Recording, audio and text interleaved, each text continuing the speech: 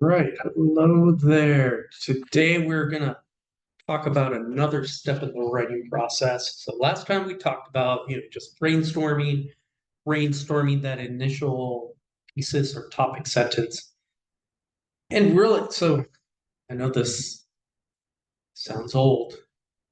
I really like to do it on a piece of paper. I like it to be messy. So you'll hear me refer to paper a lot, pen and paper. Do what works for you. But we're going to be talking about revision. And it's really important to realize that revision is not editing. All right. So in editing, you're looking for that bit of perfection. And revision isn't necessarily that. Revision is looking to kind of just how can I make this better? Which doesn't necessarily mean correcting, proofreading. Um, you'll do that in your writing process, but revising is just trying to make something better, and it might just mean making the ideas better. I mentioned last time, you know, sharing with others or having others involved in your writing process. A big reason for that is we know what we're thinking in our head. And as we write or we reread what we wrote, our brain fills in the parts that the way we want it to sound. If we ask others to help us, they start making faces. And it's hard, but it's a good thing. It's it's them saying this doesn't make sense, or what were you trying to think of? So again, we're proofreading is a great thing and do it, but we're really not focusing on that. So revision literally means to see again. So we're just going through and taking a fresh look at what we wrote. Okay, so let's just say, hey, mint chip ice cream is the best ice cream of all time. Right? We're gonna take a break, we go take a walk, play some video games, come back, and they're like, wait, I never order mint chip ice cream. It's always vanilla. Vanilla is the best ice cream of all time.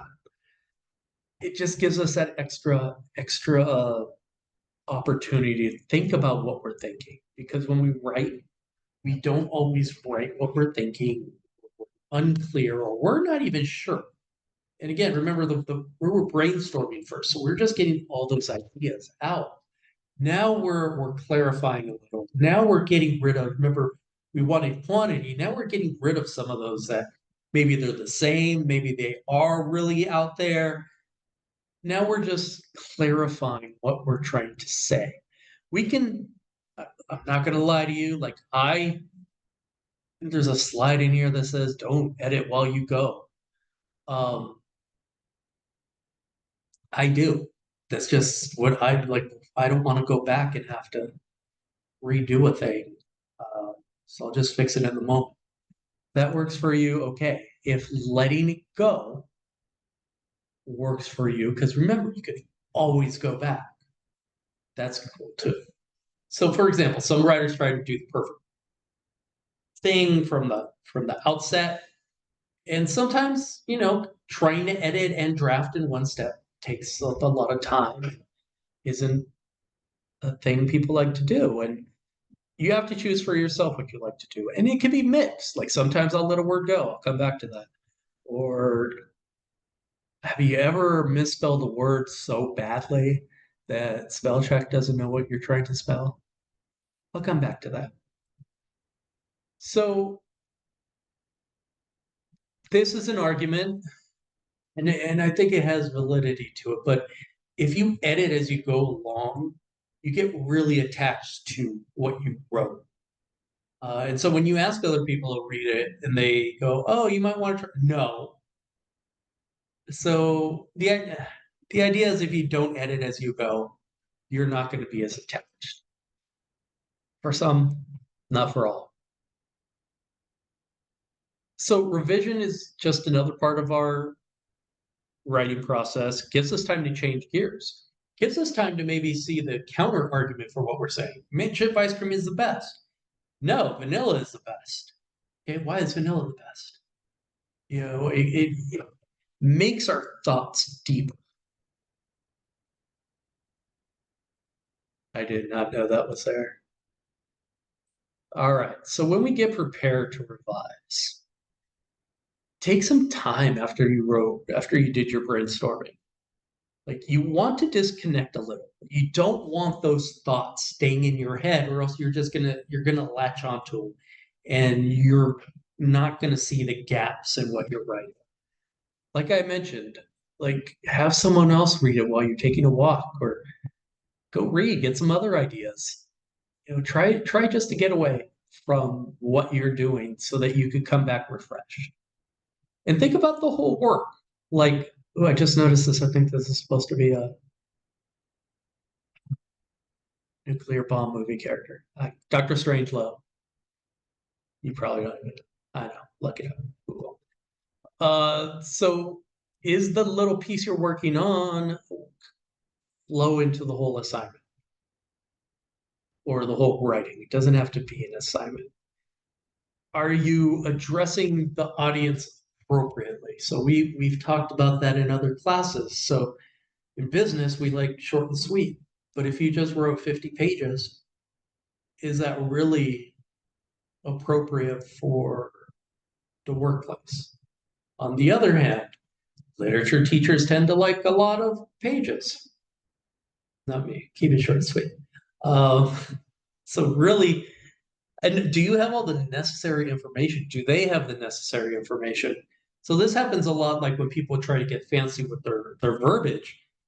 You need to let people, like, do you want them to wonder, or do you want to give them a clue of what that word means? If you're talking about process that a lot of people aren't going to be familiar with, do you need to set up the process before you start talking about all the brilliant components behind it? So these are things to give some thought. So consider your content. Is your thesis well supported? And right now we will move into that, but do think about, like, if you say the best ice cream in the world is vanilla ice cream, are you going to be able to back that up? Even if we can't absolutely prove anything, are you going to have good arguments? Do they flow logically? If you're talking about how to make a particular recipe, are you starting at the end, jumping to the middle, going back to the end, then to the beginning? Like, does it make sense for a reader? And are your ideas expressed well, clearly, focused? That's why having other people read your writing is a great idea. Is it engaging? As a teacher, having to read 20 different essays that say the same thing, what makes yours so special? Does the paragraph support and expand the thesis? Or is it just writing to fill a word, requirement? Is it logical? Does it make sense? Does it flow well between paragraphs? And is there a reason for each paragraph?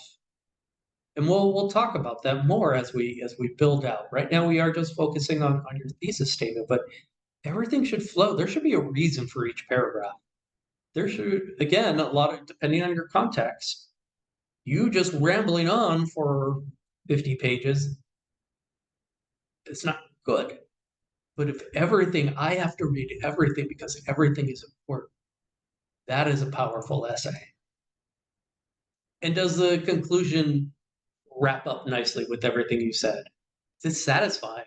Or if it is, a lot of my style is it dissatisfying? Is the idea to prompt the reader to go do something because there was no conclusion. So some people call this weeding, but it's getting rid of that extra paragraph, getting rid of those sentences, the words. Don't be afraid to make changes. And so there's a phrase that I was taught that's kill your babies. So what do we mean about that is you may think you just wrote the most brilliant paragraph in the world. And I think that, and I do.